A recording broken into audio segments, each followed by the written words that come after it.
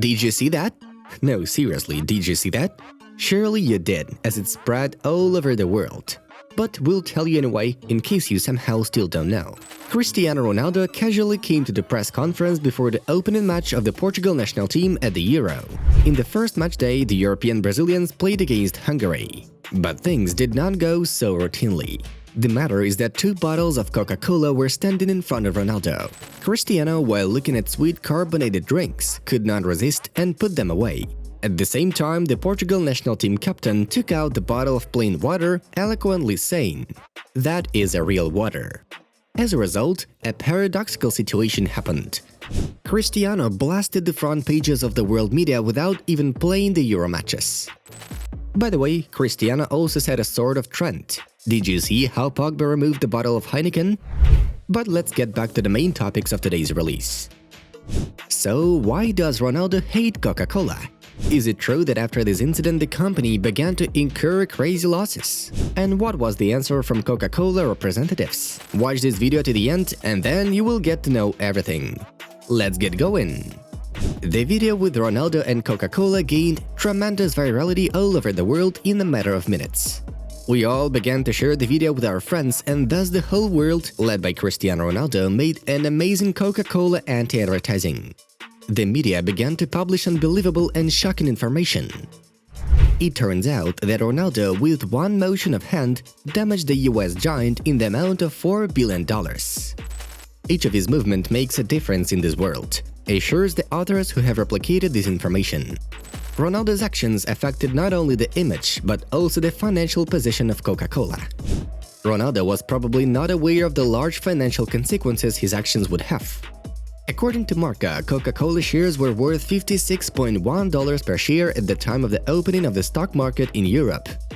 But when Ronaldo left his seat after the press conference, the share price had fallen to $55.2 per share. The fall in the price by 1.6% cost the company $4 billion of capitalization.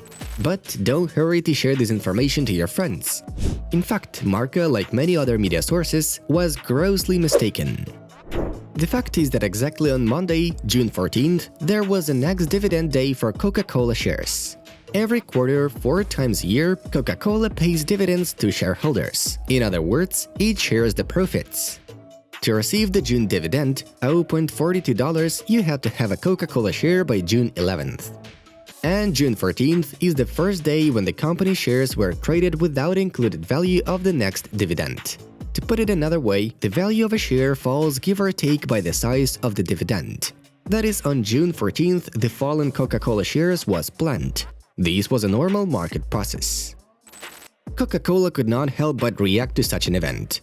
The American giant is one of the sponsors of Euros, so keeping silent in this case is definitely not an option.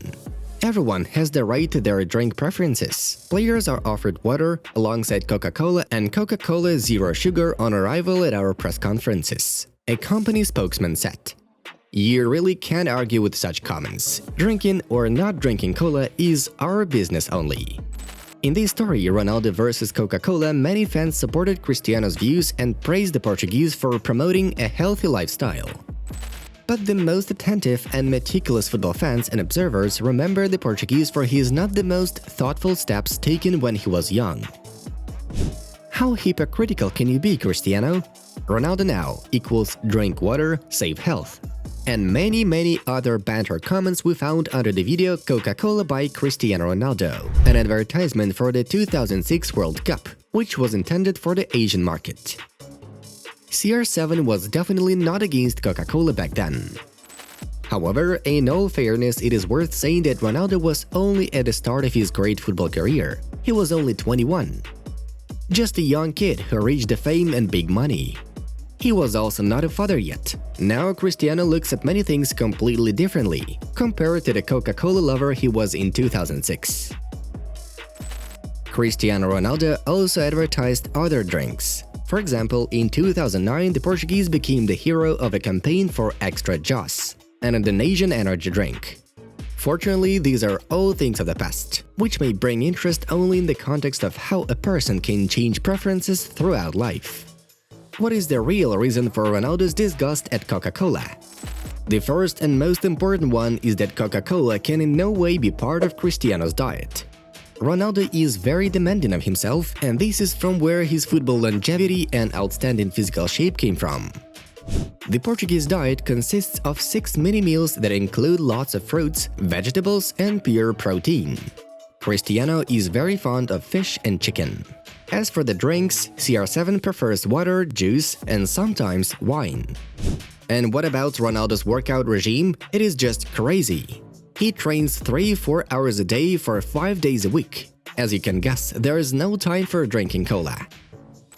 Coca-Cola is a drink that is completely banned in Cristiano's house. Let's see whether my son will be able to become a great footballer. Sometimes he drinks Coke and eats crisps, and it irritates me, he knows that, said Ronaldo at the latest Globe Soccer Awards ceremony. Coca-Cola has been proven to be harmful to football players and athletes.